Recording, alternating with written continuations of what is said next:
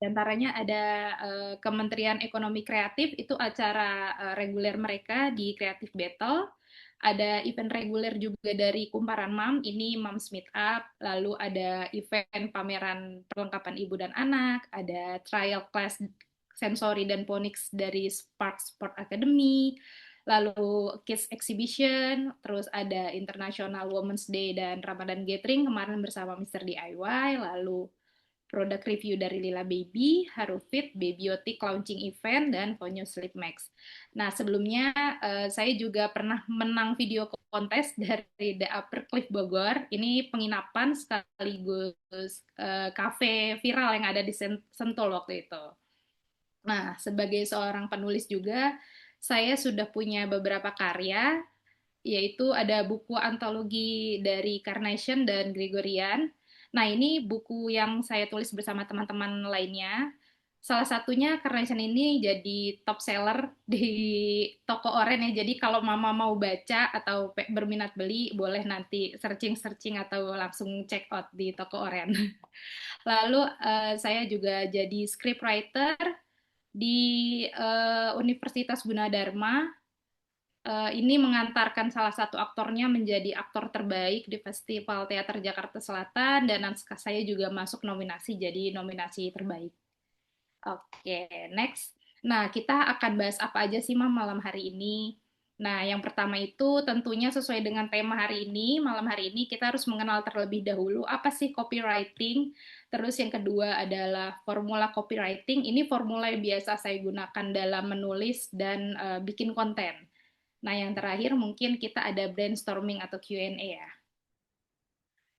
Nah, apa sih copywriting? Copywriting itu menurut saya adalah seni menulis kata yang dibuat secara menarik dan meyakinkan, yang gunanya untuk bikin orang mau interaksi sama kita, orang tertarik, dan bahkan membeli produk atau menggunakan jasa yang kita rekomendasikan. Intinya kayak kalimat-kalimat yang bukan hanya asal tulis, tapi dirancang untuk mendorong sebuah aksi dari apa yang kita promosikan atau rekomendasikan. Oke, nah lanjut ke formula copywriting. Nah, ini formula yang saya biasa gunakan dalam bikin konten ya, konten sehari-hari. Biasanya saya menentukan problem, solution, dan call to action di akhir. Nah, problem problem tuh apa sih?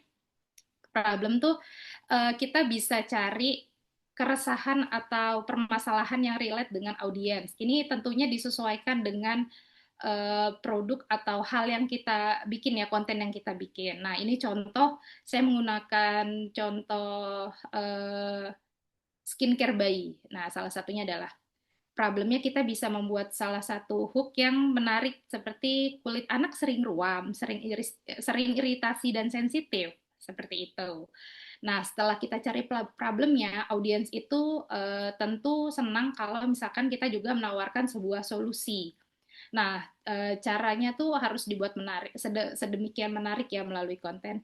Misalkan, nah ini masih contoh produk skincare, yaitu sekarang misalkan produk A punya varian bahan alami avocado oil yang bisa mengatasi kulit anak sensitif akibat ruam dan aman digunakan untuk newborn. Nah, kalau kita lihat di sini kan selain menawarkan solution, di sini juga ada fun fact ya, bukan fun fact sih, seperti kayak informasi lah, ada avocado oil yang gunanya bisa mengatasi kulit anak sensitif akibat ruam. Seperti itu. Nah, yang terakhir itu action, call to action. Tentunya copywriting itu kan digunakan untuk sebuah formula yang digunakan dalam berkonten agar orang tuh tertarik, yang akhirnya memutuskan menggunakan barang atau jasa yang kita rekomendasikan. Nah, biasanya di call to action kita bisa bikin kalimat atau kata yang menarik seperti tunggu apa lagi, yuk beli produknya, atau misalkan kalau memang produknya sedang ada promo, kita bisa mention di situ untuk menarik orang-orang untuk buru-buru beli gitu. Nah, kenapa sih copywriting itu perlu formula? Karena kita akan bisa membedakan konten yang memang pakai teknik copywriting dengan yang enggak. Tentunya kalau nggak pakai formula copywriting ini, tulisannya itu terlihat seperti asal-asalan, kurang menarik atau kurang menggugah. Nah, berbeda dengan konten yang pakai teknik copywriting, itu biasanya tulisannya jadi menarik, efektif, dan lebih terstruktur. Nah, ini mungkin ada Mams yang ingin tanya atau nanti di akhir aja, Mam Intan atau Mam Naya. Atau bisa lanjut ke slide selanjutnya. Boleh, kalau misalnya nanti keburu skip, yang mau bertanya boleh raise hand. Oke, berarti nanti kalau ada yang tanya boleh langsung raise hand aja ya, Mam.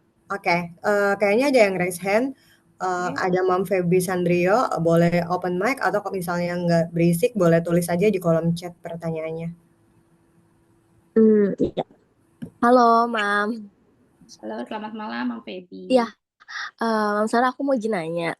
Aku kan juga baru belajar lebih baru belajar tentang soal konten, terus gimana sih cara untuk menarik perhatian orang-orang tuh buat lihat konten aku. Nah, sebenarnya ini juga termasuk, aku mau nanya juga, sebenarnya hook itu juga termasuk sebagai cara kita untuk bikin narik perhatian orang tuh formulanya seperti apa sih selain formula copywriting ini. Terus kan biasanya ada tuh beberapa yang aku sering lihat tuh kayak mamam suka kayak nulis Wah, putus-putus nih, Mam Feby. uh, Gimana, gimana? tanda Putus-putus. seru terus save, kayaknya perlu ya, kayak di ini aja berarti ya, amannya chat di chat aja atau gimana nih, Mam?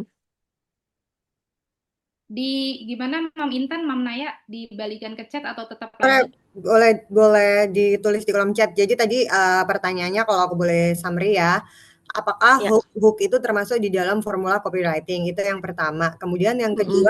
yang kedua tuh hilang sih tadi, Mm. tapi coba boleh diulang aja, Oh Mam. ya, iya, yang kedua itu kan aku sering lihat beberapa teman-teman tuh kayak nulis tuh di setiap caption tuh ada kayak tanda serunya dulu, terus save and share, terus save and share harus deh pakai ini karena ini tuh bagus banget. Nah, sebenarnya tuh ada nggak sih uh, ngaruhnya tanda-tanda seperti itu untuk menarik perhatian dalam konten kita gitu, Mam? Oke. Ini sebenarnya relate sama slide aku selanjutnya sih. Cuman boleh kalau mau ada lagi yang mau ditanyakan, Mam Feby atau Mam yang lainnya? Atau aku jawab Mam Feby dulu ya?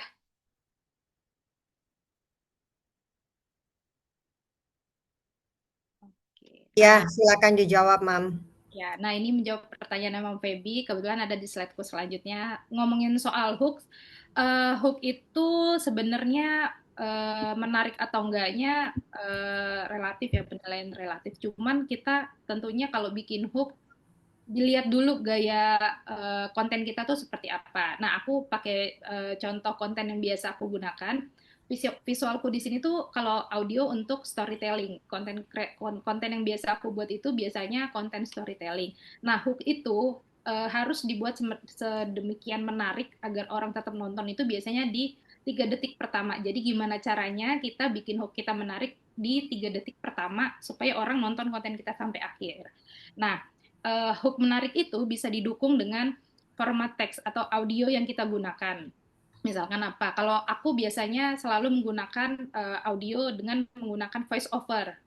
Nah, cuman ini nanti dibalikan ke konten mama masing-masing sendiri seperti apa. Nah, kalau visualnya, aku biasanya menggunakan teknik zoom in, zoom out juga. Nah, seperti yang tadi Mam Feby juga tanyakan, itu juga bisa dengan menggunakan simbol-simbol atau emoticon-emoticon seperti itu. Terus teksnya juga bisa disesuaikan. Seperti itu, Mam Feby. Jadi, dibalikin ke konten kita lagi sih gitu, disesuaikan lagi. Nah, biasanya kan juga kalau review produk itu suka ada scope of work dari brand yang kita terima juga ya. Nah, itu juga sekreatif kita bagaimana bikin hook yang semenarik mungkin tapi tetap dengan scope of work yang udah dikasih brand ke kita. Seperti itu. Gimana Mam Feby? Ada lagi yang mau ditanyakan atau lanjut? Ya, makasih Mam Sarah. Boleh lanjut dulu, nanti aku sambil mau nanya lagi beberapa. Oke, oke, oke, oke. Nah, lanjut. Mam, Ya, ya. Gimana? halo. Tapi aku juga tertarik nih, Mams. Aku jadi moderator, aku juga boleh nanya dong, ya Boleh kan? Karena dong. aku juga lagi belajar sama copywriting ini. Jadi, belakangan nih, Mams, job sebagai content creator itu kan kayak lagi menjamur ya, gitu. Karena aku sendiri juga kebetulan pegang brand dan menurut aku, instead of bayar KOL yang emang literally KOL yang emang beneran KOL yang emang kita bayar orang buat ngiklanin produk kita sama komunitas gitu-gitu kan. Memang dari sisi brand tuh sekarang kita lebih banyak melirik si komunitas-komunitas ini karena ekspektasinya tuh kan sebenarnya supaya honest review-nya terlihat lebih organik lah, Mam. Karena kalau misalnya kita melihat seorang public figure, misalnya artis gitu kan, lagi promoin produk gitu, pasti yang ada di kepala kita adalah, ya dia kan emang bintang iklan ya, dia dibayar untuk itu gitu. Tapi kan harapannya dari brand itu pasti kenapa kita komunitas gitu, supaya message yang terdeliver itu adalah organik organik gitu kan, Mam, bukan yang kayak iklan gitu kan. Nah, kita tuh sebagai konten kreator, ada nggak sih, Mam, tipsnya gimana sih supaya konten-konten kita tuh nggak kelihatan hard selling gitu, tapi kayak emang kita apa istilahnya organik gitu, kita make. Apalagi kalau yang CTN-nya adalah brand itu minta landing UTM-nya tuh landing ke misalnya e-commerce atau affiliate lah ya. Ya. Itu kan gimana sih, Mam, gitu caranya biar konten-konten kita tuh terlihat organik dan menarik gitu. Terlihat organik, jadi nggak kayak hard selling gitu, Mam Sarah. Oke. Nah, sekalian aku jelasin dari tips storyboard ini ya. Kebetulan cukup relate juga Mam Intan dengan pertanyaannya. Menarik atau enggaknya tuh memang sekarang tuh aku juga lihat tuh banyak konten-konten bukan viral sih, cuman yang engagementnya tinggi itu kuncinya tuh di hook di 3 detik Detik pertama. awal, Jadi oke. kita harus makin kreatif. Nah, kalau aku berdasarkan konten yang aku buat, aku pakai formula ini untuk membuat konten itu menarik. Yang pertama dari hook yang tadi, terus problem kita cari gaya atau visualnya biasanya mau kayak gimana gitu. Kalau aku biasa pakai gaya storytelling. Nah, tentunya didukung dengan statistik, fakta, dan cerita singkatnya seperti apa gitu. Nah, lalu didukung juga dengan format visual dari solusi yang nanti kita juga akan sampaikan, itu biasanya semacam demo produknya juga sih gitu. Cuman kalau misalkan bagaimana cara membuat konten itu seorganik mungkin, itu tentu kita menyesuaikan juga ya dengan brand atau jasa yang nantinya juga akan didemokan itu seperti apa gitu. Terutama kita juga harus lihat hal yang mungkin relate atau dekat dengan audiensnya dulu nih apa gitu. Fakta-fakta atau hal-hal yang mungkin lagi viral atau pokoknya yang dekat dengan audiensnya dulu. Kalau aku tertarik dengan, aku sering lihat konten yang biasanya konten rekomendasi tempat staycation atau hotel gitu ya. Biasanya hooknya tuh ini menarik sih menurutku, walaupun uh, kadang banyak pro kontra juga. Biasanya ada hook di awal yang bilang uh, penginapan 2 jam dari Jakarta bisa dapat view sebagus ini. Ternyata tapi 2 jamnya bukan dari Jakarta mana, tapi dari mana gitu. Itu cukup itu salah satu contoh konten hook di konten yang menarik yang bisa menarik orang nonton konten itu sampai akhir sih. Walaupun Oke. itu sebenarnya nggak 2 jam juga dari Jakarta gitu. Ya kayak gini kan, Mam, 11 menit dari SCBD Iya, kapan? Jam ternyata ya. 1 malam, ya kan? Ya kalau jam 1 Betul. malam iya, tapi jam kerja maaf nih ya 2 jam gitu kan. Cuma kan tapi ujungnya kita nonton konten itu sampai Iya, akhir. Kan. benar gitu.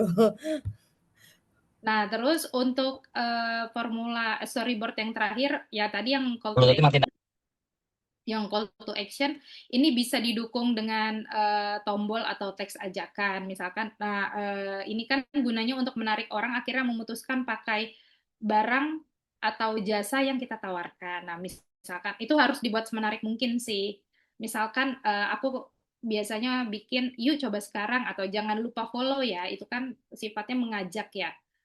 Nah, itu sih semoga menjawab Mam Intan. Ya, thank you. Boleh dilanjut karena teman-teman yang lain kayaknya belum ada yang raise hand. Oke, atau mau ada yang raise hand lagi? Sebelum aku lanjut atau lanjut aja ya?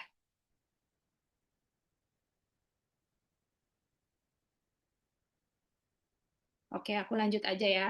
Nah, ini contoh copywriting yang udah aku buat. Eh, ini aku pakai contoh facial wash ya, skincare gitu.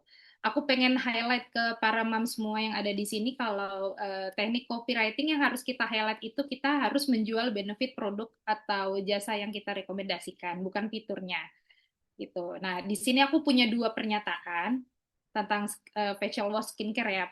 Pernyataan yang pertama itu adalah facial wash ini mencerahkan sekaligus melembabkan. Nah, pernyataan yang kedua, facial wash ini mengandung vitamin C yang bisa mencerahkan, melembabkan tanpa membuat iritasi kemerahan pada wajah. Nah, kira-kira apa mam yang berbeda dari pernyataan satu dan dua? Padahal ini sebenarnya tetap di benang merah ya, facial wash yang gunanya mencerahkan dan melembabkan. Kira-kira ada yang tahu nggak, mam? Atau mau ngasih insight dengan dua pernyataan yang ini? Kita diskusi sharing dan brainstorming ya, mam. Bedanya lebih to the point kan ya, Mam Sarah? Iya nggak sih? Oh ya, betul. Lebih informatif ya yang untuk pernyataan yang kedua. Sama kalau menurut aku ada mitigasinya. Jadi kayak facial wash ini mengandung vitamin C, tapi somehow kalau kita pakai vitamin C itu kan kadang perih gitu kan, iritasi, gatal. Dan itu udah dijawab di pernyataan yang kedua gitu. Facial wash ini mengandung vitamin C yang bisa mencerahkan dan melembabkan tanpa membuat iritasi kemerahan. Jadi kayak trust issue-nya audiens tuh kejawab gitu. Oh ternyata walaupun ada vitamin C-nya tapi dia nggak bikin merah gitu. Betul. Jadi kuncinya adalah teknik copywriting itu simpelnya kita sentuh emosional audiens daripada memainkan logika mereka gitu. Nah sebenarnya dan pernyataan yang pertama ini sebenarnya nggak pakai teknik formula copywriting tadi. Nah yang kedua ini pakai teknik copywriting yang udah aku jelasin di awal tadi. Gitu. Nah kurang lebih copywriting itu seperti ini, Mams. Kira-kira ada yang mau kasih insight atau ada yang mau bertanya sebelum aku lanjut?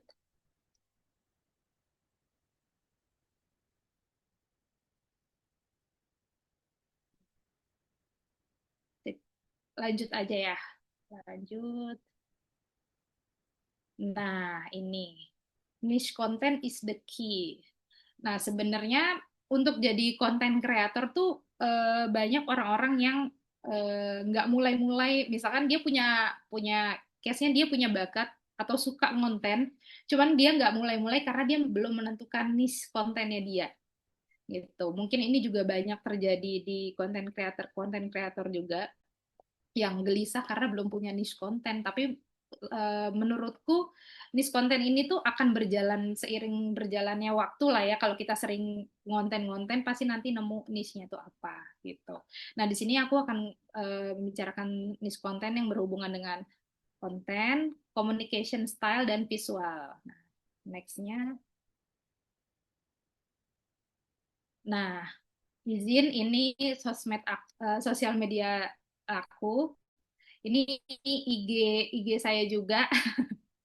Nah, kalau dilihat sama mam semua, sebenarnya aku suka feed yang full color kayak gini gitu. Jadi kan biasanya sekarang konten kreator juga aduh feednya tuh cantik-cantik banget, estetik banget, rapi banget, fontnya seragam gitu.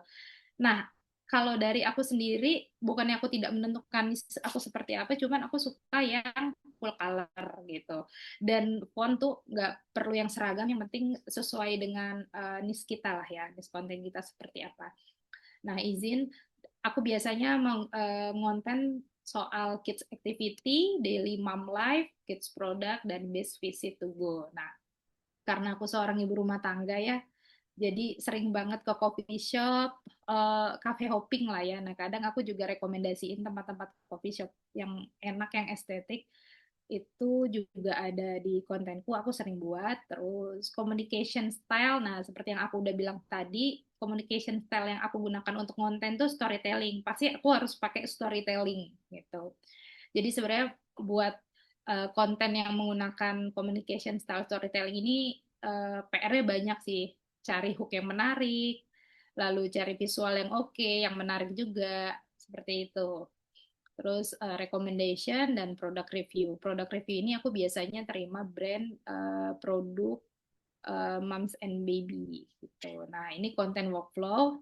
Ini adalah langkah-langkah aku dalam membuat konten. Yang pertama ide.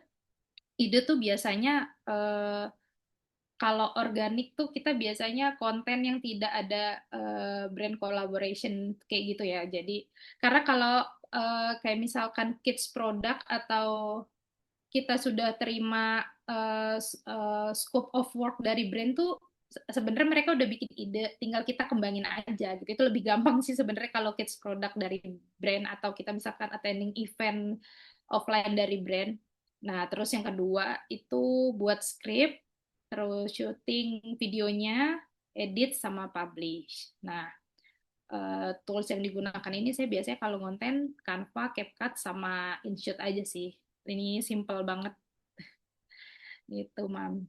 Sampai sini ada yang mau ditanyakan Ada soal beberapa yang udah nanya di kolom chat ya, makin malam kayaknya makin on fire nih. Oke, pertanyaan pertama dari Mam Ica, Mams boleh nggak sih lebih dijelasin yang dimaksud dari sentuh emosionalnya instead of logical itu apa sih gitu? Maaf ya Mam, lagi nggak bisa on mic. It's okay, pasti tahu kita lagi ribet pasti sama bayinya jam segini ya. sempat putus, Mam Intan gimana? Apa Oh, boleh boleh boleh dijelasin lebih detail nggak yang dimaksud sentuh emosional itu apa? Bukan logicalnya gitu. Oke, berarti Yang tadi vitamin C itu. Nah, oke. Sentuh karena kenapa sentuh emosional mereka bukan lebih ke logik? Sebenarnya audiens itu lebih relate atau lebih masuk ya dengan apa yang kita buat, konten yang kita buat itu lebih ke bukan ke nggak sebenarnya hal yang nggak masuk logik pun kalau misalkan itu menyentuh emosional mereka, mereka juga akan tertarik gitu. Kayak yang tadi aku bilang masalah hook di awal soal rekomendasi tempat staycation yang misalkan 2 jam dari Jakarta, padahal itu kan nggak 2 jam juga dari Jakarta, tapi udah dapet view sebagus ini kayak gitu. Jadi hal-hal yang menyentuh emosional tuh sebenarnya juga banyak sih tergantung konten yang Mungkin boleh nggak dikasih contoh yang lain kayak emosional itu seperti apa, logical itu seperti apa di case yang sama gitu. Misalnya kita lagi bicara tentang tadi hotel gitu kan, Moms bilang kayak 2 jam dari Jakarta bisa dapat view sebagus ini gitu. Nah, elemen apa yang kita akan masukkan sebagai sentuh emosional itu gitu? Oke. Sentuh emosional tuh misalkan ini didukung juga dengan visual, sebenarnya ini didukung juga sih dengan visual yang kita gunakan tuh kayak Mhm, gimana. Kayak audionya juga seperti apa. Kayak misalkan kalau konten yang kita buat kayak penginapan tadi tempatnya vibes-nya udah bagus, tapi musiknya tuh yang viral kayak misalkan vibes-nya misalkan tempatnya cozy, bagus gitu ya. Terus tapi kalau musik yang kita gunakan nggak masuk dan nggak relate dengan konten yang kita buat tuh kan juga kurang menyentuh emosional. Kalau oke. misalkan tempatnya udah bagus tapi kita pakai audionya misalkan yang sembarang viral atau misalkan asal viral itu kan juga nggak relate gitu. Oke, I get the point. Jadi kalau misalnya emang kita lagi family holiday, terus kayak, seneng family time sama anak-anak, we have a good time gitu, tapi ternyata kita asal comot audio audio, viral tapi isinya lagu patah hati. Itu berarti Iya, nggak direkomendasi ya, Mam, ya? itu kan Maksudnya emosionalnya nggak nyampe juga. jadi kayak nggak dapet kan quality-nya, kayak, oh kamu ngejar viral aja gitu, tapi Nah, kayak nggak, nggak berkualitas gitu, nggak berbobot gitu kontennya, kayak kurang lebih begitu ya, Mams, ya? iya, iya betul Mam Intan. Oke, ada pertanyaan lain nih, Mams, dari Mam Naya. Mam, better shoot video dulu baru bikin storyline atau kita harus storyline dulu di rumah, baru kita keluar nge-shoot videonya? Oke. Eh, Sebenarnya ini workflow masing-masing ya. Bisa script dulu baru syuting, atau bisa syuting dulu baru script. Kalau aku memang membiasakan diri cari ide dulu, script baru syuting karena eh, aku akan kesulitan kalau misalkan aku syuting dulu baru bikin script karena lebih memakan waktu lama aja mikirnya gitu loh. Jadi biasanya aku udah dapet nih idenya apa. Misalkan aku pengen bikin konten rekomendasi coffee shop. Nah, idenya udah dapet coffee shop dengan tema storytelling segala macam. Nah, skripnya aku buat, baru nanti kan syutingnya tinggal menyesuaikan dengan skrip yang udah aku buat gitu. Misalkan aku bikin skrip, oh ya di coffee shop ini punya kopi andalan loh yang menarik. Jadi nanti kan aku syutingnya tinggal ngambil footage video yang menggambarkan misalkan baristanya lagi ngaduk kopinya tersebut atau kayak gitu sih, Mam. Oke, jadi sebenarnya, teorinya waktu kita sekolah dulu ya, itu juga relate ya, Mam. Kan kalau di sekolah kita diajarin ya kalau kamu mau bikin project tuh kita pasti kenal istilah namanya plan, do, check, action ya, Iya, PDCA gitu. Jadi emang plan dulu, di-plan-in dulu, terus do, lakukan, baru kemudian dicek lagi udah sesuai, gitu ya, Mam, ya. Terus kurang baru lebih kayak gitu. action, heeh, instead atau unless kita tuh emang udah expert gitu kan. Kadang kalau misalnya udah expert gitu tinggal lihat-lihat aja stock shoot-nya apa, kemudian bisa dijahit jadi satu story gitu ya, Mam. Tapi emang, pengalaman aku pribadi yang masih newbie banget nih, Mam, masih belajar banget, emang bener sih kalau misalnya kita mau bikin konten tapi kita nggak develop story-nya dulu, kayak tiba-tiba, "Apa nih ceritanya?" Gitu Ya, kan. akan lebih effort aja sih. Iya, apalagi kalau misalnya emang relate sama kerjaan gitu yang tiba-tiba harus disuruh visit gitu ke Jakarta Beauty gitu. Sampai sana kita nggak lupa gitu kayak, ngapain ya gitu. Kalau nggak ada contekannya kayaknya sulit ya, Mam Syarah. Betul, betul, Mam Intan. Kurang lebih seperti itu. Cuman ini workflow konten itu kan sebenarnya tergantung style masing-masing konten creator sih ya. Gitu. Jadi mau yang mana dulu senyamannya kita, ya seperti itu. Iya, dan teman-teman, di sini kita nggak ada yang lebih pintar ya, maksudnya, Betul, betul, mungkin betul. Mom Sarah itu lebih dulu mendalami bidang yang sedang kita bicarakan. Jadi emang lebih dulu nih experience-nya, tapi bukan berarti, teman-teman nggak boleh bersuara dan menyuarakan pendapat, karena kan kita diskusinya dua arah ya. Tadi ya di kolom chat ada yang bilang, "Mom Feby, kalau aku sih take video dulu," atau Mom Taya, iya, aku take video dulu. Sebenarnya nggak ada yang salah, nggak ada yang benar. Karena di Moms Berbagi Inspirasi ini pada dasarnya kita kan peer to peer learning ya teman-teman. Teori itu kadang bisa berbeda, tapi kan katanya guru yang paling baik itu dari experience gitu. Jadi emang ini bukan matematika yang kayak 1+1 sama dengan 2 gitu. Jadi jangan malu buat berpendapat. Kalau misalnya nggak setuju nggak apa-apa kan Mam Syara, atau mau share best practice-nya mereka gitu Yes. kan. Seperti yang aku bilang juga tadi di awal, kita sama-sama sharing, brainstorming. Jadi aku juga pengennya Mams yang di sini bisa sharing konten Mams semua yang ada di sini gitu loh. Gitu. Experience-nya kayak gimana, knowledge-nya juga boleh banget di-sharing. Jadi sama-sama belajar. Gitu. Mungkin ada yang mau berbagi juga nanti ya Mam Intan, bisa Iya dipersilakan. boleh, boleh pasti. Boleh dilanjut dulu Mam materinya? Oke, sip. Oke, aku lanjut. Nah, sebenarnya ini slide terakhirku sih. Jadi dari yang slide-slide aku sudah sampaikan tadi, aku akan sangat senang kalau kita bisa saling sapa di sosial media. Ini ada Instagram dan TikTok saya, ada emailnya juga. Nanti mungkin sesama konten creator boleh saling support, saling sapa, seperti itu, Mam. Tuh. Nah, slide terakhir, saya mengucapkan terima kasih buat Mams yang sudah join di webinar hari ini. Kalau saya ada salah atau kurangnya, mohon maaf karena juga sama-sama masih belajar. Seperti itu. Terima kasih, Mama. Terima kasih ya Mams, aduh jadi banyak dapat insight baru nih ya teman-teman, gak cuma dari Mams Sarah tapi juga dari antusiasme Mams-Mams lain yang pada rame nih di kolom chat gitu kan. Nah, ada yang tanya nih, mungkin kita jawab-jawab pertanyaan dulu kali ya Mams Sarah. Nanti kalau misalnya waktunya masih ada, bolehlah kita sharing-sharing experience-nya, suka dukanya teman-teman menjadi seorang content creator ini apa gitu kan. Ini ada pertanyaan sih Mam yang cukup mencuri perhatian mata. Karena menurut aku ini juga mewakili semua moms-moms yang newbie terutama. Moms, aku udah pakai hook, tapi kenapa ya? Mana ya tadi ya? Aku tadi baca sekilas, aku udah pakai Mam hook, tapi Sylvia. viewernya nggak naik atau apa ya tadi ya? Ya kurang lebih gitulah Mam Silvi. Oh, Ya, mana ya? Udah ke Oke, aku bacain ya. Mam mau tanya dong, udah pakai hook, tapi kok masih belum bisa naik ya viewernya? Oke, aku jawab ya Mam Sylvia ya. Sebenarnya kalau ngonten itu eh, untuk viewers itu kita juga mesti perhatikan prime time dalam upload konten sih ya.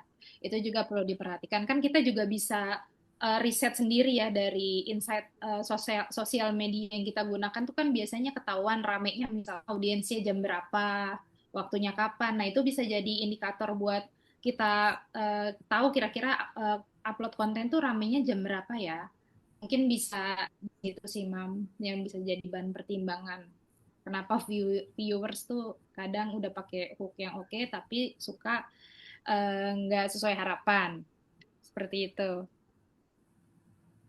Terus ada pertanyaan dari siapa lagi, Mam Intan, mungkin boleh dibantu.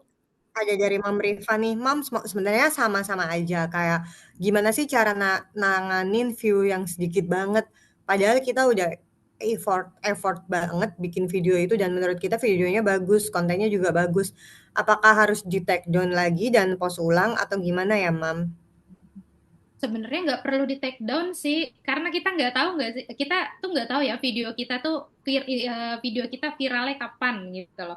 Ada beberapa video yang misalkan uploadnya udah setahun yang lalu, cuman baru viralnya misalkan sekarang gitu.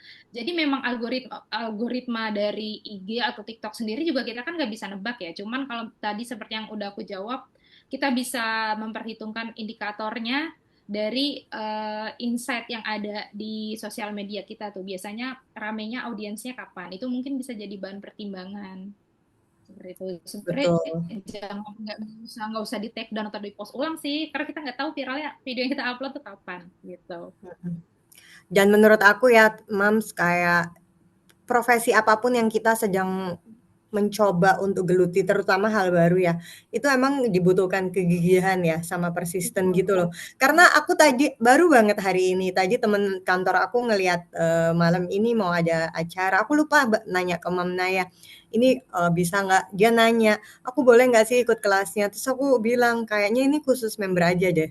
Terus aku lupa tapi follow up ke Mam Naya kan. Terus out of nowhere kita diskusi gitu. Aduh sumpah gue pengen banget deh jadi konten kreator kayak udah capek kerja. Dia teman aku tuh cerita itu terus aku bilang kayak ya tapi kalau emang mau kayak gitu kita mesti memupuknya mungkin nggak bisa instan. Mungkin apa yang kita lakukan hari ini tuh resultnya baru akan bisa dinikmati atau dilihat hasilnya tuh 6 bulan lagi atau 1 tahun lagi. Bener kan Mam Syara? Nggak hari ini kita belajar ngonten malam ini aku ada di kelasnya Mom Syara terus besok aku bikin konten habis itu langsung FYP kan? Enggak gitu kan? Betul sih. Nah, tadi ada yang nanya, kira-kira pemilihan font, color, dan lain-lain itu berpengaruh nggak ya? Ini, Mam, font atau tulisan di editing video itu ngaruh nggak sih ke copywriting atau storytelling kita? Maksudnya tuh yang bagus, bikin menarik itu yang tulisannya gimana di editing videonya? Okay. Nah, untuk visual ini masuknya sebenarnya visual sih ya.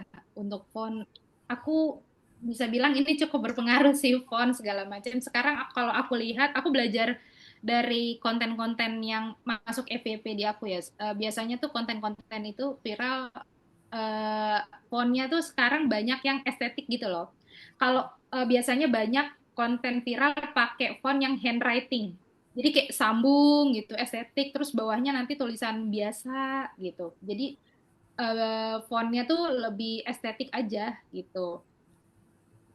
Tapi kalau menurutku tergantung kontennya ya. Kalau misalkan kontennya soal ibu dan anak, kids activity atau daily life, itu kan harus rame ya. Jadi sebenarnya nggak masalah juga sih pakai font yang juga dengan warna tabrak sini, tabrak sana, font gede kecil gitu. Jadi sebenarnya menarik atau enggaknya font yang kita gunakan tergantung konten yang kita buat dulu apa gitu. Oke, Mam, thank you. Nah, ini ada pertanyaan lagi Mam, terkait mood gitu kan. Ada beberapa moms yang nanya ini tentang mood gitu. Ya aku rasa ini juga pertanyaan yang mungkin banyak dilontarkan oleh moms-moms ya. Kan untuk menentukan hook atau bikin ide, storytelling gitu, bikin draft di awal, itu butuh mood yang baik ya Mam Syara. Dan untuk Mam pribadi bagaimana memanage atau membangkitkan mood tersebut, apalagi kita tahu kita tuh punya toddler. Jadi udahlah si anak ini bikin mamanya ngereok ya kan. Mungkin apalagi kalau ibu-ibu baru kayak saya, hormonnya belum balik lagi, masih roller coaster, sedikit pengen marah, sedikit pengen tertawa seperti agak kurang nih, kurang seons ya kan. Nah, ada lagi yang nanya hal yang sama, ada Mom Syara yang nanya hal yang sama.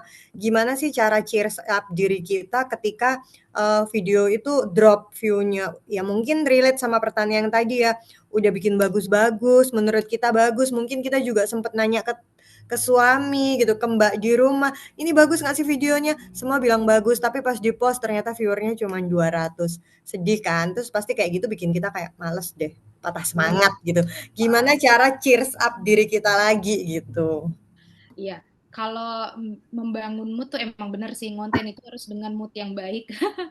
Apalagi pakai formula copywriting tuh juga kan harus effort mikirin ide, terus bikin voice over segala macam. Kalau aku biasanya memang ngonten harus dengan mood yang oke gitu. Biasanya aku ngerjain konten tuh malam setelah anak tidur.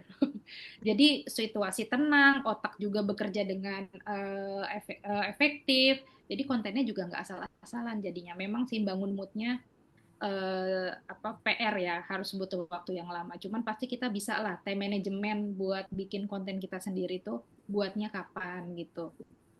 Seperti itu Mam, semoga menjawab ya. Nah, terus Oke. kalau cheers buat viewers yang dikit tuh, iya sih aku juga punya beberapa temen yang bukan berhenti ngonten, cuman lebih ke hiatus ngonten karena viewersnya dikit.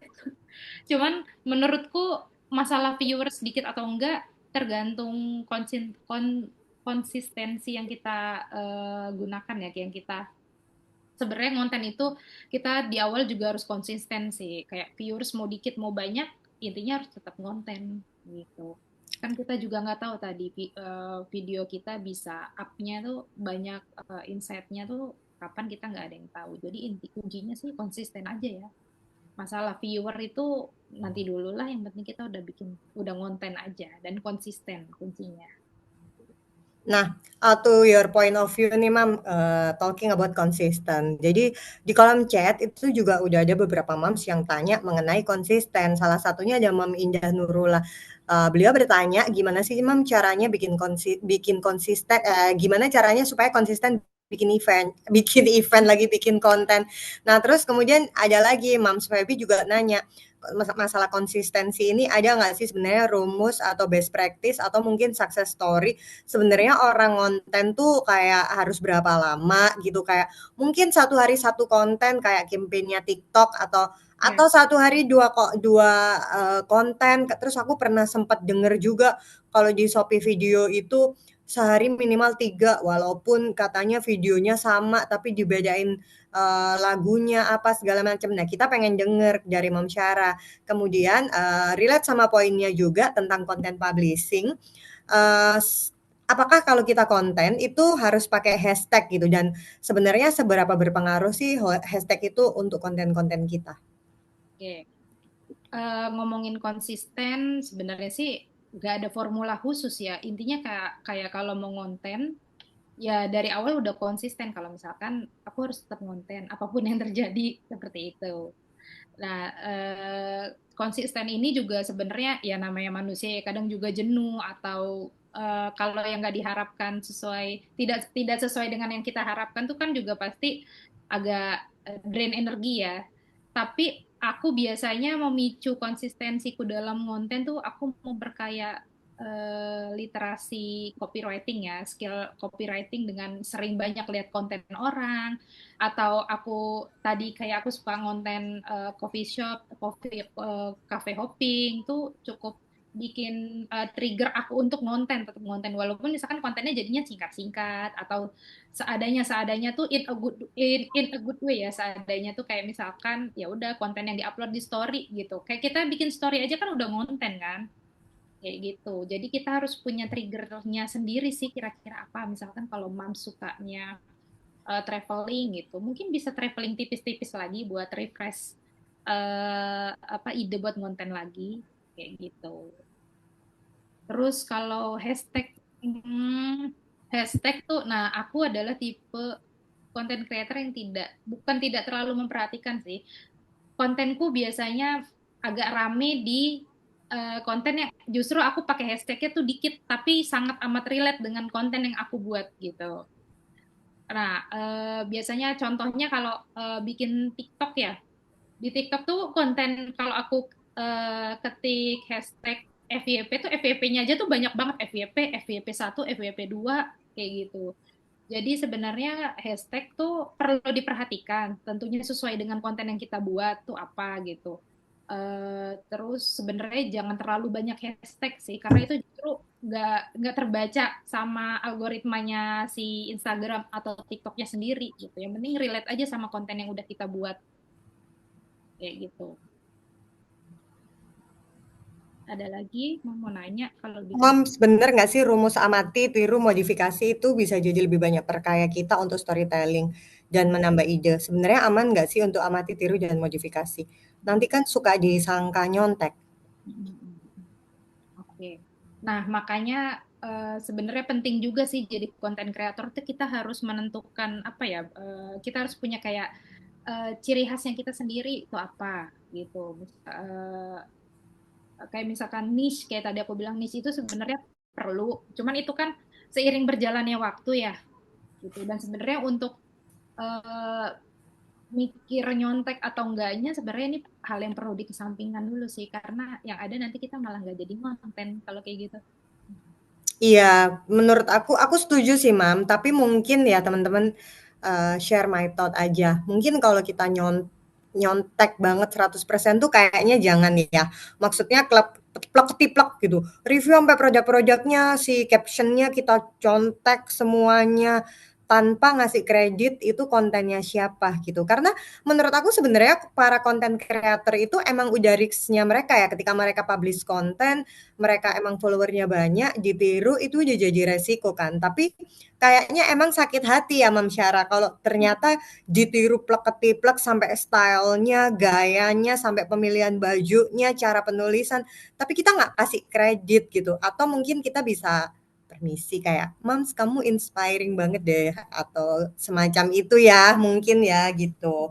Jadi kayaknya kalau amati tapi dimodif gitu mungkin nggak masalah ya Mam Syara ya. Sama kayak kalau nyontek tuh mungkin nyontek in a good way itu apa namanya, berarti orang tersebut jadi inspirasi kita dalam konten juga kan, bisa jadi penyemangat kita dalam konten kan juga bisa gitu. Tapi ya benar kata Mam Intan, jangan plek ketiplek dicontek semuanya sampai font segala macem, tuh jangan sih Mam gitu. Karena sekarang audiens juga udah banyak yang jeli sih, pinter kadang kayak ini kok kontennya sama kayak si A atau si A atau si B gitu. Iya, dan kita kayaknya juga apalagi kalau kita emang follow beliau beliau gitu. Karena aku sendiri punya pengalaman, aku nggak kenal, maksudnya aku follow aja 2 content creator gitu kan. Terus, dan itu mungkin udah start dari 2 tahun yang lalu. Memang beliau sering kontennya itu isinya kayak fashion gitu, kemudian cerita-cerita tentang mama-mama milenial yang emang relate banget gitu. Nah, suatu ketika aku, lihat di explore, ada banget yang konten tuh mirip, bener-bener mirip gitu kan. Terus kepo dong kita, ternyata mereka nggak saling follow bahkan. Dan ternyata nggak lama setelah itu, si mama milenial yang aku follow itu, dia kayak bersuara gitu loh, kayak kayak sebenarnya aku nggak pengen ngungkit-ngungkit ini, tapi ini udah kebangetan gitu. Karena di conteknya emang sampai kata-katanya, gayanya, cara dia ngejinjing tasnya, segala macam gitu. Kan itu jatuhnya bener ya, apa kayak plagiat nggak sih gitu, nggak di-custom sama sekali gitu. Iya, betul. Mams, ada pertanyaan lagi, aku masih ganjel soal hard selling yang tadi ditanya Mami Intan. Kalau review produk nih, brand kan suka minta dijelasin, ada kandungan ABC, yang kadang nggak semua orang tuh paham. Jadi kelihatan baca atau hard selling gitu, atau bikin hook yang mengutamakan fungsi udah cukup. Nanti aku juga ada pertanyaan terkait ini, aku tadi juga udah mencatat. Oke, aku jawab ya, Mam Feby. Eh, nah, seperti yang dibilang Mam Intan juga tadi, kita harus menyampaikan atau bikin hard selling itu seorganik mungkin sih, senatural mungkin. Itu ya, atau bikin hook yang mengutamakan fungsi udah cukup. Kayak yang aku bilang juga tadi, hook itu kan cuman berlaku atau harus semenarik mungkin, harus dibikin semenarik mungkin di 3 detik pertama. Jadi kalau misalkan hooknya udah kita mention fungsi, itu tuh sebenarnya kayak kepanjangan sih gitu. Jadi sebenarnya masalah senatural mungkin konten atau storytelling yang kita buat itu tergantung penyampaian atau gaya storytelling kita aja sih dalam konten tuh kayak gimana gitu. Biasanya aku suka bikin storytelling yang senatural mungkinnya dengan ya udah gaya bicaraku sehari-hari aja gitu. Tapi tetap dengan konteks produknya tetap dipasarkan gitu. Gimana Mam Feby? Atau ada pertanyaan lain?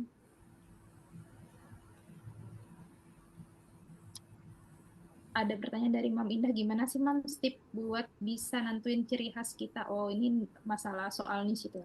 Nah, untuk nentuin ciri khas tuh sebenarnya sesimpel kita ngonten atau dengan kita ngonten dengan hal yang paling dekat dengan kita dulu aja gitu. Kita sukanya apa? Kayak gitu sih, Mam. Itu sebenarnya kalau kita sering ngonten dengan hal-hal yang dekat sama kita atau hal-hal yang kita suka, nanti niche-nya itu akan ketahuan, oh kita tuh ternyata sukanya bikin konten misalkan foodie apa yang review-review makanan itu loh, foodie hunter ya, Kemana aja atau ya? misalkan suka traveling itu tips-tipsnya. Nah, nanti lama-kelamaan kita bisa menentukan sendiri ciri khas kita tuh dalam konten kayak gimana. Niche-nya juga biasanya bisa langsung dapet tuh dari situ. Yang penting sering konten aja. Tuh. Nah, Mams, masalah niche tadi ya, aku jadi penasaran nih, Mams. Ini benar-benar pertanyaanku pribadi ya. Aku tuh aktif di Instagram dan mulai belajar ngonten di Instagram.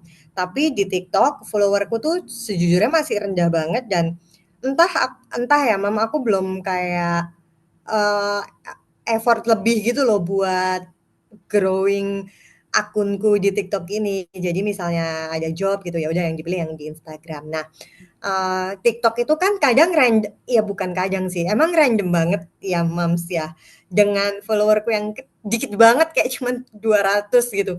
Terus aku ngonten nih Mams, awalnya dari mulai yang konten yang bener-bener proper, yang emang ada storytelling, pokoknya ngikutin teori yang udahlah yang resultnya juga bagus gitu-gitu kan Mam, tentang anakku, tentang makanan misalnya, tapi viewersnya itu ternyata segitu-gitu aja Mams, kayak 200, 100 gitu. Sampai suatu hari aku ngonten tentang musik, tentang aku nonton konser. Tiba-tiba boom, yang nonton 400.000. Oke. Bingung dong kita ya kan. Tapi itu sekali. Oh ya udah, mungkin kebetulan ya kan Mams. Lanjutlah aku konten dengan anak-anakku, konten-konten baby baby and mom and baby gitu. Tetap aja Mam, 200, 100, 200, 100. Suatu hari lagi, aku nonton konser lagi dan aku post. Tiba-tiba boom, Ya, kok ya, ya. jadi FYP lagi. Apakah aku bisa mengambil sebuah kesimpulan bahwa oh mungkin konten tentang musik ini layak dicoba walaupun sebenarnya itu bukan bukan aku banget gitu, bukan sesuatu yang mau aku tuju sebenarnya pada awalnya. Bisa nggak sih Mam kita kayak menganalisa dengan cara kayak gitu? Ini Mam Intan ngontennya di TikTok ya? Iya gitu, yang agak ajaib itu loh. Kebetulan aku mengalami hal yang sama dengan Mam Intan. Jadi nonton konser terus tiba-tiba komen jadi rame, viewers jadi view-nya juga yang nonton banyak. Itu juga jadi pertanyaanku juga.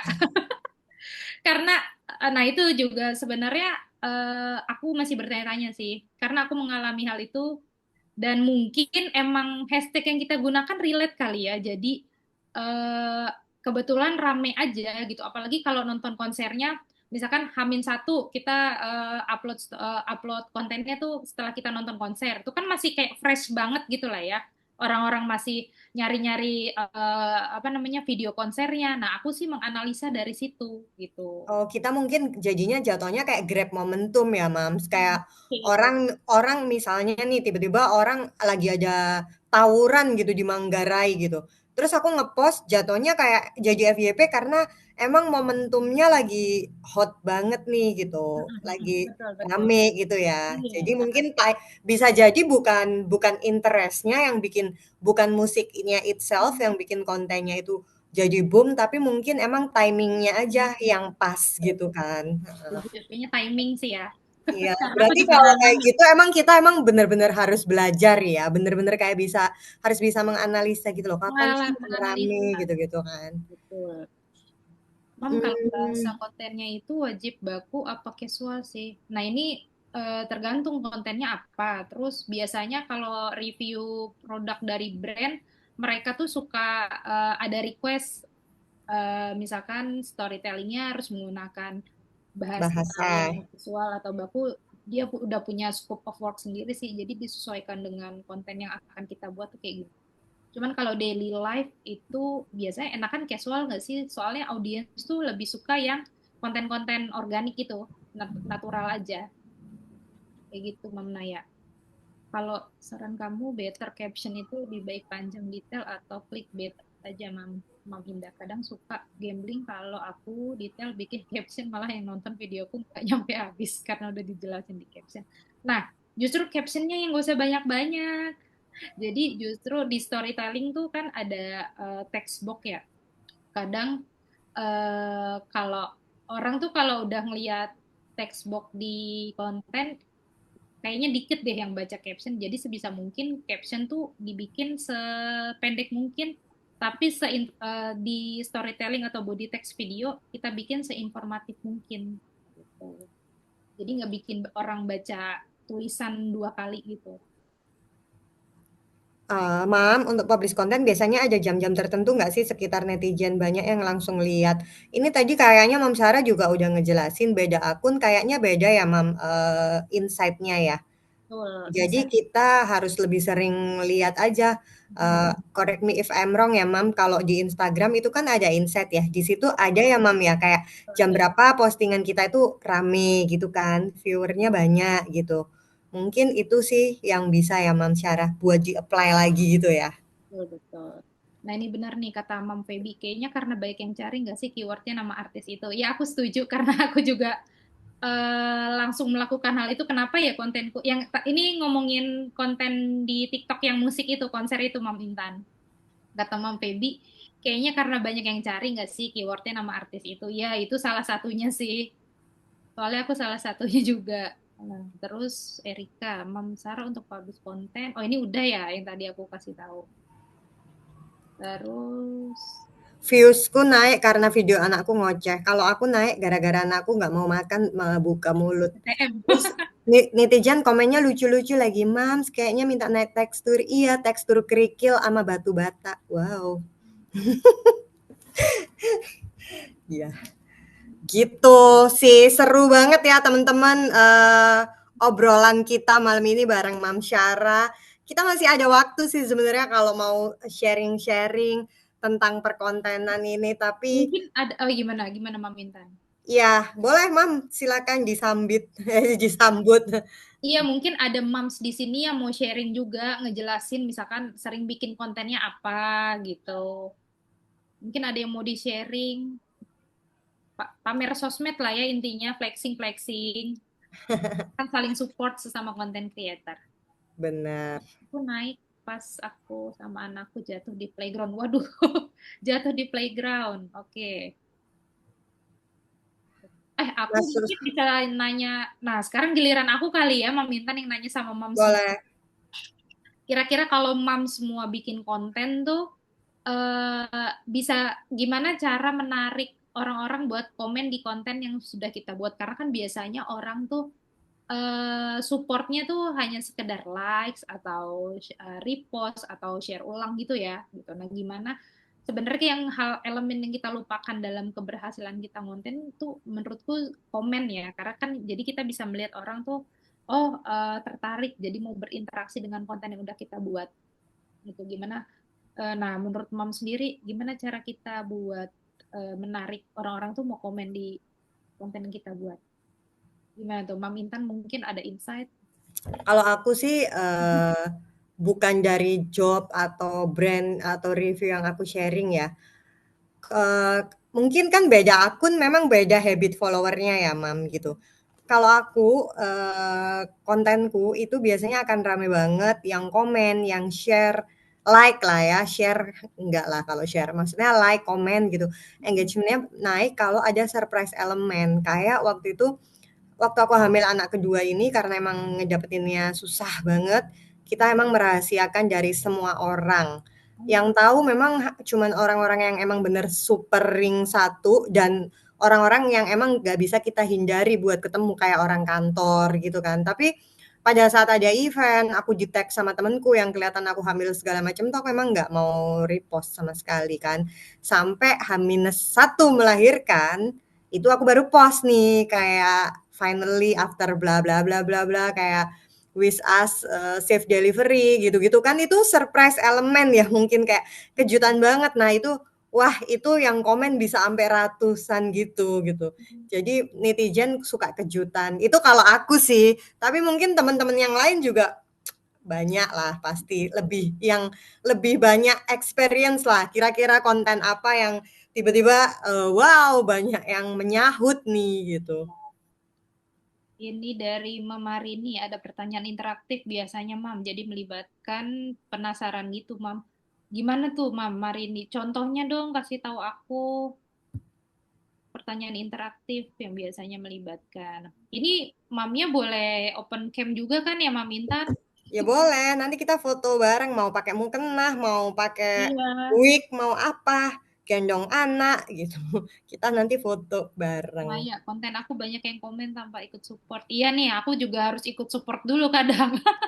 Kalau anakku sudah ngoceh pakai bahasa Inggris kayak ngevlog viewersnya banyak, tapi masalah bikin anakku ngoceh bahasa Inggris nunggu moodnya sulit. Wah menarik ini, ntar aku coba ya.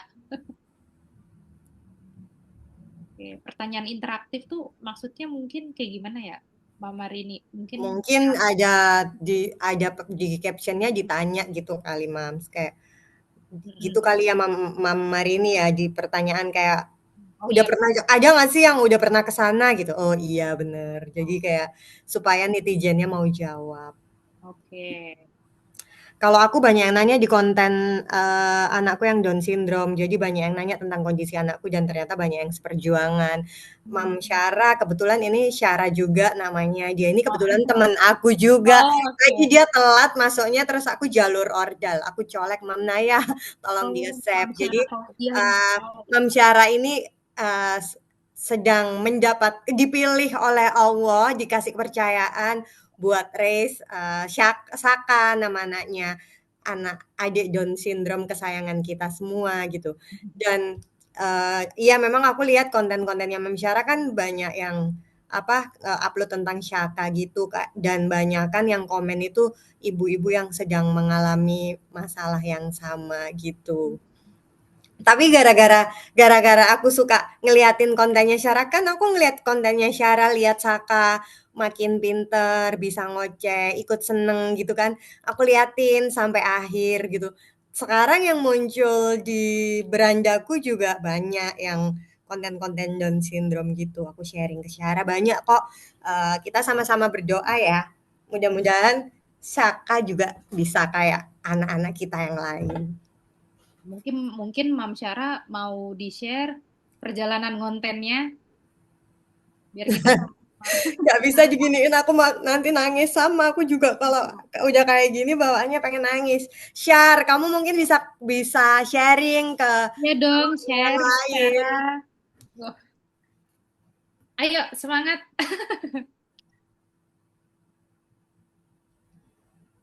Tapi kalau ngonten anak tuh masuknya Mam Intan ke daily life Mam Intan juga ya? Atau kids activity biasanya? Enggak, lebih ke kayak dia nggak mau nggak mau buka mulut, atau dia nggak mau turun dari naik Zoom Move yang bikin ngabis-ngabisin duit kita itu. Iya, iya, iya, iya. Kalau Jadi aku bahas konten pro kontra, kadang di komen ada yang suka komen, iya sih bener itu juga emang ya kalau pro kontra pasti kayak walaupun mungkin kadang ini ya yang komen tidak sesuai ekspektasi gitu. Ya ada yang nggak setuju terus jadinya kita dijudge gitu. Tapi emang kalau konten pro kontra pasti emang memancing netizen buat berkomentar sih iya, pasti. clickbait juga biasanya Iya ya ada. bener clickbait. Oke, oke. Aku belum pernah bikin ya aku konten pro kontra. Pro kontranya tentang apa nih Mam Nurul? Boleh di-share lagi nggak? Bahas kontennya apa nih? Misalkan tim bubur diaduk atau tim bubur gak diaduk gitu ya? Atau ada yang lain? Pro kontranya kayak gimana, Mam Nurul? Ayo Mam Syara. Tuh, Mam Syara ditunggu nih. Ayo. Viewerku gede wah kalau konten hotel, tapi kayaknya lumayan modal juga. Nah, mungkin kalau kamu bisa Berbagi. ini sih, Mam, bisa nekat gitu nge-DM hotel, "Halo, aku Dianti, konten creator. Aku ada rencana menginap di hotel Anda. Ini viewerku banyak loh, barangkali Anda mau upgrade kamar atau kasih voucher potongan diskon," gitu. Siapa tahu kan, "Oh ya boleh, Tapi Mams," gitu. aku pengen tanya juga dong sama mam semua di sini. Mam semua ini kalau misalkan nawarin iya endorse atau kerjasama tuh berarti udah punya rate-nya masing-masing ya? Atau barter aja? Kalau Mam Intan gimana? Punya rate sendiri? Gimana Mam? Enggak sih, Mam, aku so far, masih barter karena aku memang baru aja memulai. Tapi ternyata ya teman-teman, mungkin ini aku sharing juga ya teman-teman, kadang kita tuh, yang susah itu adalah, apa ya istilahnya, ini loh, yang susah itu memulai terus, overcoming our self doubt itu susah banget. Jadi kadang-kadang itu kita belum tuh ngerasa takut gitu kayak ada yang bakal like nggak ya? Ada yang ini nggak ya? Ada yang suka nggak ya sama kontenku gitu. Sebenarnya hal-hal yang kayak gitu tuh menurut aku yang bikin kita itu jadi nggak bisa berkembang gitu kan. Jadi kalau kita mau memulai sesuatu kayak teman-teman di sini, aku yakin teman-teman yang malam ini datang di sini kita pasti punya interest yang sama, makanya kita belain nih takes time buat dengerin sharing success story-nya Mam Syara karena aku yakin semua pasti kepengen tahu lebih dalam tentang content creator gitu kan. Jadi dulu banget waktu pertama kali aku bikin konten itu aku bahkan nggak confidence kalau harus voice over. Kenapa? Karena kan aku ini orang Malang ya, Jawa abis gitu walaupun udah lama di Jakarta, tapi kayak nggak bisa menghilangkan accent Jawaku gitu. Dulu aku selalu kayak, aduh malu deh nanti medok gitu segala macam.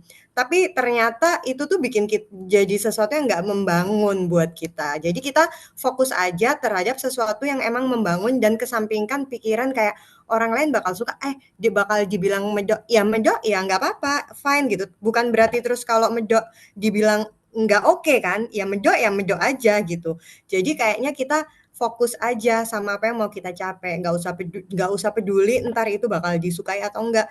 Jadi kayak yang Mas Syara bilang tadi kan di awal gitu, kalau mau ngonten ya ngonten aja, meskipun viewernya cuma 200, 150, ya udah gitu, tetap aja ngonten. Sama satu lagi Mams, kita tuh yang namanya di komunitas peer to peer learning, menghadapi berbagai macam karakter orang gitu kan, kadang kan memang ada orang yang berkompetisi, yang mungkin sebenarnya mereka tuh sharing, tapi kitanya aja yang lagi nggak enak hati nanggepnya itu flexing gitu misalnya.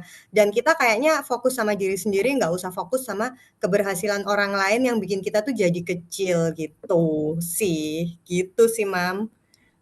Terus kadang yang bikin konten kreator hal yang menghambat konten kreator untuk bikin konten tuh mereka suka ada kekhawatiran padahal mereka ngonten tuh untuk membangun personal branding kan tapi kadang udah banyak overthinking atau misalkan orang yang bilang iya sih sok banget flexing gitu sebenarnya nah itu kayaknya harus cukup dibuang juga tuh pemikiran-pemikiran kayak gitu terserah ya orang mau bilang kita flexing atau gimana sedangkan kan kita sedang membangun personal branding kita aja gitu sebenarnya. Betul. Dan setiap orang itu menurut aku tuh punya prosesnya masing-masing. Jadi kita juga jadi orang yang wise gitu kayak kita rem lah. Kalau misalnya ada teman kita mau berkembang, kalau menurut kita tuh masih kayak norak gitu. Ya udah sih gitu, biarin aja gitu. Dia kan lagi belajar gitu. Nggak usah juga dijulit-julitin gitu. Mau norak mau apa, dia dia lagi berusaha gitu. Semua punya fasenya masing-masing gitu. Iya kan, Mam? Yang namanya perempuan kan Setuju, katanya kan setuju, setuju. woman support woman kan. Tapi yang menyakitkan adalah ternyata yang suka ngejudge kita tuh ya sesama perempuan. Ya jangan, marilah kita berpegangan dan membentuk lingkaran kayak forum ini. Aku seneng banget deh forum ini dan Mam Naya aku willing ya kalau misalnya nanti ada sharing session yang lain pas aku ada waktu aku bener-bener would love buat jadi host karena ternyata suka denger feedbacknya gitu. Jadi kita diskusinya dua arah, nggak cuman Mom Sarah jelasin kita jadi murid. Keren, keren. Para mami di sini keren-keren. Proaktif semuanya. Gimana caranya nentuin red card itu loh. Mungkin teman-teman ada yang mau sharing, misalnya, oh followerku 3.000 dan aku ngasihnya 50.000 dulu aja deh, atau followerku 50.000, aku ngasihnya 2 juta.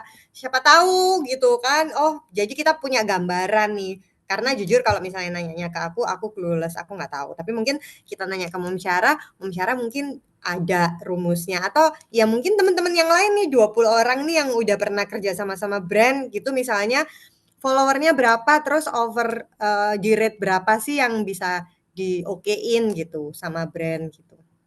Kalau aku, kalau soal fee, kan kalau fee angka itu berdasarkan followers kita ya. Ada yang nano, ada yang mikro, ada yang makro. Nah, rate-nya itu kalau yang misalkan followersnya dari 1.000 ke 10.000, tuh kayaknya kalau selama ini aku taunya sekitar dapat rate-nya start from-nya 200 atau 300 sampai 400 gitu. Nah, terus followersnya beda lagi nanti kalau udah yang 10.000 ke atas tuh misalkan 500.000 gitu. Nah, yang aku bingung juga kadang kalau misalkan brand yang hubungin kita langsung terus minta rate nih. Nah, itu yang masih aku bingung. Mungkin di sini ada Mams yang bisa kasih insight gimana cara kita nentuin red card pribadi kita ya gitu. Kalau misalkan berdasarkan followers kan itu relatif, angka relatif. Nah, kalau misalkan diminta berdasarkan red pribadi itu gimana, Mam? Misal ada yang mau sharing kah?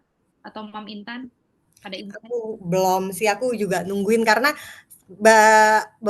beberapa waktu ini aku kayak lebih suka apply job yang di situ udah ada fee-nya kan. Ya Ya, apa kalau kita udah ada coba-coba fee-nya aja ya. lah. Kalau misalnya menurut kita tuh kemurahan disuruh visit PRJ tolnya udah berapa Iya, ongkirnya. harga kayak bayarannya 100.000 kita nggak mau ambil ya udah nggak usah diambil tapi mungkin ya udah tekor nggak apa-apa tapi kita punya portofolio. Nah menurut aku juga nggak ada yang salah tergantung apa sih sebenarnya yang mau gitu. Ya udahlah karena aku belum pernah pecah telur, ini dapat visit PRJ tapi cuma dikasihnya 100.000. Aku nggak masalah lah, bukan masalah 100.000-nya, tapi buat first time experience, buat pecah telur gitu. Ya nggak masalah juga karena ya nggak ada rumus yang baku kan, Mam Nggak ada Sarah rumusnya. sebenarnya. Setuju, setuju, setuju. Jadi kita malah Syarat justru bisa nentuin angka kita sendiri ya. betul betul. Jadi di angka mana sih kira-kira kayak Mams emang mau dan yang enggak gitu. Nah iya setuju kadang buat portofolio dan malah suka di DM brand langsung. Iya sih karena kalau misalnya aku nih sebagai orang brand ya, tiba-tiba aku mau sampling produk gitu, cari Mams gitu. Pasti aku walaupun Mams itu followernya say 20.000 gitu, 35.000 tapi di fotonya cuman hitam putih, nggak ada muka, tidak pernah mereview apapun, nggak ada foto tentang anaknya segala macam meskipun dia mengklaim dirinya adalah ibu yang punya 3 orang anak aku dari brand sih nggak akan pilih sih Hmm. gitu karena kan nggak ada jejak gitu loh yang memperlihatkan bahwa dia adalah content creator gitu Visualnya ya nggak ya ada. visualnya mungkin kalau aku brandku adalah brand lensa kamera gitu ya mungkin aku akan over gitu karena oh bagus nih cara pengambilan fotonya segala macam gitu kan ya gitu sih. Mam Syara itu punya gerai rumah baca, iya bener, Mam Syara itu sering bikin kegiatan sosial gitu kan. Waktu itu Mam Syara sempet curhat kayak, Bunda tuh seneng banget sama anak kecil, Saka, tapi kenapa Bunda kok dikasih cobaan gitu kan nggak boleh gitu. Tapi masa-masa gitunya Syara udah berlalu karena sekarang Syaka udah 9 bulan dan Syara udah jauh lebih tegar. Syara sharing dong ke kita Syara gitu kan. Karena kan kadang ya Mam, nggak semua orang tuh mau sharing ya gitu kayak nggak mau deh ya udah diratapi aja gitu takdir ini tapi nggak mau sharing gitu. Tapi kalau Syara tuh suka sharing gitu kan gitu. Coba Syara, kamu sharing lah sama kita-kita ini. Gimana akhirnya kamu punya kekuatan buat terima takdir dengan legowo bahwa ya udah kamu dipilih Allah karena kamu bisa gitu. Suara aja nggak apa-apa kali ya. Apa, Mam? Gas. Assalamualaikum. Waalaikumsalam warahmatullahi wabarakatuh. Ini kenapa jadi aku ya, Mama Intan? Lah, ya kan namanya sharing session Nggak apa-apa, kita. Iya.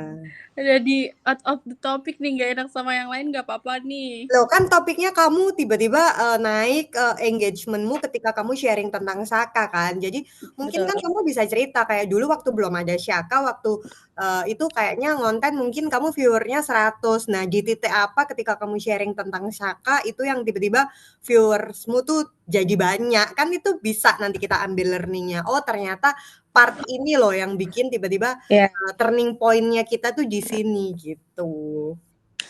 Iya, sebenarnya kalau di awal tuh sebelum lahir Saka, aku sama sekali nggak kepikiran buat ngonten kayaknya ya gitu, karena udah ribet sama anak gitu. Terus pada saat Saka lahir, benar kata Mama Intan tadi, pasti aku ada di fase penerimaan, fase marah, fase luar biasa lah gitu. Dan saat itu nggak punya, tuh kan nanti nangis.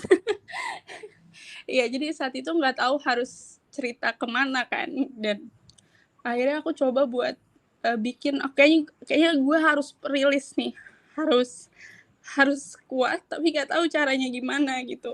Makanya waktu itu aku bikin Instagram Asaka Journey gitu.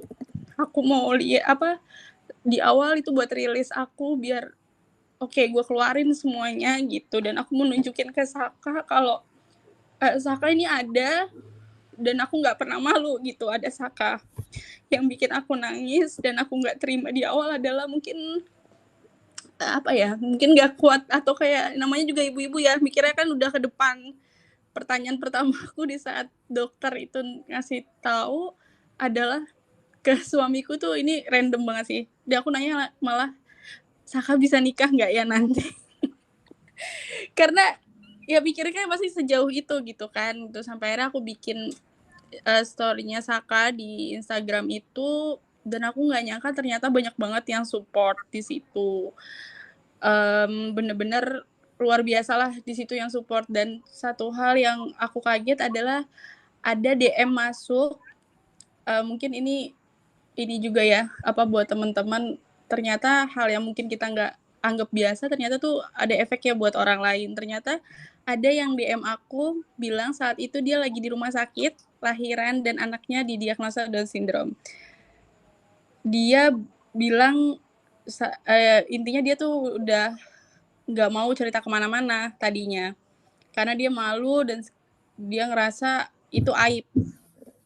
Sampai akhirnya dia nanya aku kenapa aku bisa berani buat nge-share, dan akhirnya dia mau terima kenyataan kalau anaknya DS, dan dia cerita ke keluarganya dan anaknya diperiksa, ternyata anaknya ada bocor jantung.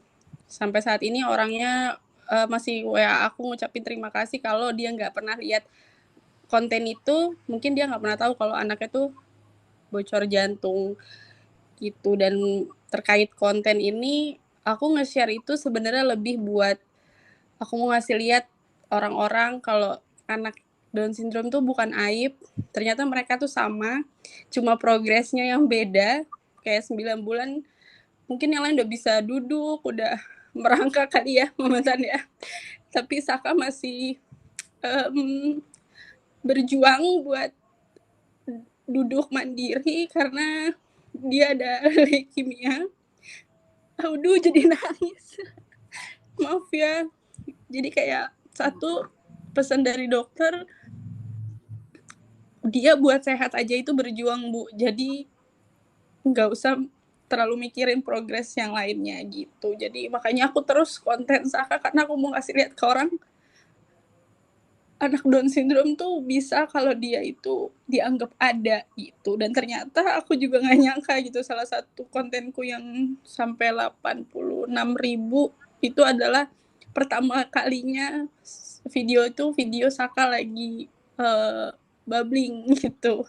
Setelah sekian lama akhirnya Saka bubbling gitu. Karena kan anak-anak lain mungkin sekarang udah mama atau mamam gitu kan. Saka di 8 bulan kemarin pertama kalinya dia bisa bubbling kayak tata mama gitu. Paling itu sih yang bisa aku share. Aduh, minta maaf banget jadi nangis. Oke. Oke, jadi teman-teman ternyata konten itu nggak cuma transaksional ya, kita nggak cuma monetize aja gitu, tapi ternyata kita juga bisa sharing ke ibu-ibu yang lain, kita bisa educate gitu. Amal jariah lah istilahnya kayak yang mungkin dilakukan oleh Ma'am Syarah malam ini di sini ya. Mudah-mudahan apa yang kita pelajari hari ini itu bisa kita ambil manfaatnya, terus dari ceritanya Syarah, kita juga mungkin bisa ambil hikmahnya gitu. Mulai sekarang kalau kita udah sepaneng, pengen marah-marah, kita inget lagi Syarah yang harus lebih sabar ngadepin Saka. Siapa tahu emosi kita bisa turun gitu kan. Betul. Gitu. Karena ada aku yang iri dengan progres anak-anak Kan teman semua. Gak perlu share, kamu fokus ke kesembuhan Saka dan perkembangannya dia aja. Karena semua punya timingnya masing-masing. Gak abaikan komentar-komentar orang yang gak membangun tentang kamu. Terutama kalau ketika kamu ketemu ibu-ibu ngeliatin Saka sama bilang, amit-amit, elus-elus perut, forget it. Ya. Nanti aku cari orangnya. Diserbu ibu-ibu di sini ya. Diserbu, bener gitu. Ma'am Syarah masih ada yang mau disampaikan nggak kira-kira? Aku sih sebenarnya pengen terus ngobrol sampai tengah malam, tapi kan kita punya keterbatasan waktu ya teman-teman. Mungkin nanti bisa kalau Ma'am Naya kalau topiknya emang masih kayak belum tuntas gitu kan kita bisa request buat topik copywriting part 2 gitu kan Ma'am Naya? Boleh. Gimana Ma'am Naya? Boleh gitu. Oke, ya udah teman-teman, sebelum kita akhiri sesi kita malam ini, kita boleh ya foto bersama gitu. Mungkin yang pakai mukena nggak masalah kok gitu. Tapi kalau udah pakai daster, mau tidur, ruwe-ruwe, nggak mau foto juga nggak apa-apa. Yuk, open cam bentar yuk.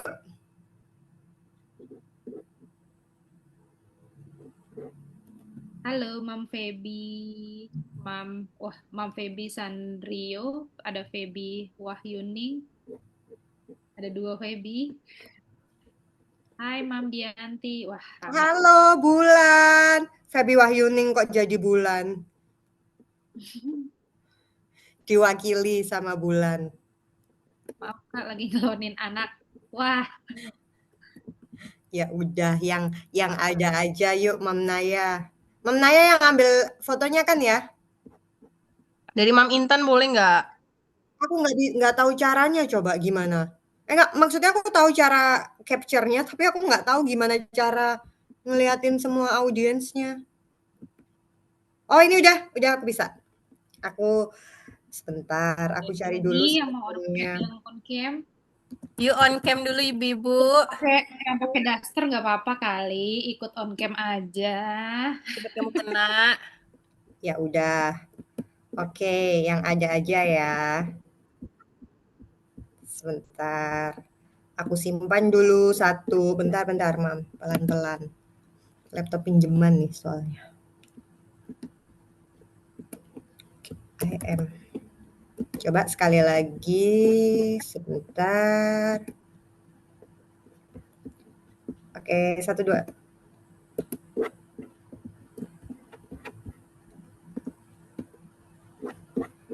Bentar, aku simpan dulu. Oke, udah selesai sesi-sesi fotonya. Terima kasih buat halo, masih nyambung kan aku? Masih Mam Intan. Masih, Oke, Mam terima Intan. kasih buat antusiasmenya teman-teman. Senang sekali bisa berkoneksi malam ini. Jadi kalau misalnya kita boleh kan berteman, nanti bisa follow-followan Instagram kita berdua ada di ini feed-nya Inspire Mom ya. Nanti kita berteman, kita belajar bikin konten bersama-sama lagi. Terima kasih ya mama-mama semuanya. Banyak Mama sudah join. Terima kasih banyak. Makasih. Semangat kontennya, semangat konten. Semangat semuanya. Ya.